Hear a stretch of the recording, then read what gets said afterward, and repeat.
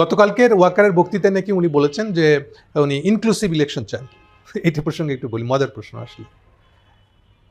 ওয়াকারের ইনক্লুসিভ কথাটা আমি এতক্ষণ যা ব্যাখ্যা করেছি তাতে বুঝতেই পারতেছেন, এটা শোচনীয় ফেল করছে তারা। এই ইনক্লুসিভ কথাটা দিয়ে উনি আসলে বুঝাই ফেললেন যে ওনারও ব্যাগে, ওনারও কাঁধে ইন্ডিয়ান ব্যাগেজটা আছে। ইনক্লুসিভ মানে কি? আজ আওয়ামী লীগকে নিয়ে ইলেকশন করতে হবে? তো এটাই তো ইন্ডিয়ানদের দাবি। বেশি তো যেতে হবে না। আপনি এই পর্যন্ত মোদি সাহেব 4 বার বিবিসি নিউজকে ভাড়া করছেন। ইদানিং তো ডেইলি একটা করে নিউজ দেয় বিবিসি বাংলা, মোদির ভাড়া কাটা নিউজ।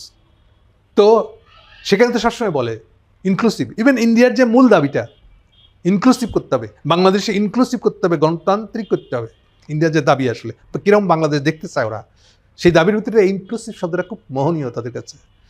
তো এখন সেম ইনক্লুসিভ শব্দটা যদি আমাদের ওয়াকার সাহেব ব্যবহার করে থাকেন, এটাও আমি বলবো একটা বিরাট স্টুপিডিটি। এইটুকু অগ্রপশ্চাৎ বিবেচনা বোধ তার নাই। এই শব্দটা ব্যবহার করলে যে উনি লিঙ্কড হয়ে যাবেন, প্রমাণিত হয়ে যাবেন যে উনি আসলে ইন্ডিয়ান ব্যাগেজ কাঁধে নিয়ে ঘুরতেছেন অ্যাজ এ আর্মি চিফ, এটা কি তার প্রকাশ করা, এই শব্দটা ইউজ করা কি তার ঠিক হবে? এটা উনি একবার চিন্তা করলেন না। উনি খালি চিন্তা করলেন ওনাকে যে অ্যাসাইনমেন্টটা দেওয়া হয়েছে সেটা ঠিক মতো পূরণ করছেন কিনা আপনি, সেটার জন্য ব্যস্ত হয়ে গেলেন।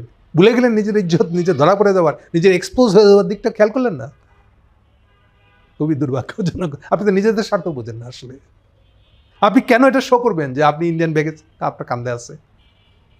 আপনি বড় জোর রাখবেন, আচ্ছা ইলেকশন হতে হবে, তার তো ইনক্লুসিভ ইভেন শব্দটা পর্যন্ত তাদের শব্দটা ইউজ করলেন। যদি এটা বলতেন আচ্ছা সবাইকে নিয়ে ইলেকশন করতে, তাও একটা হইতো।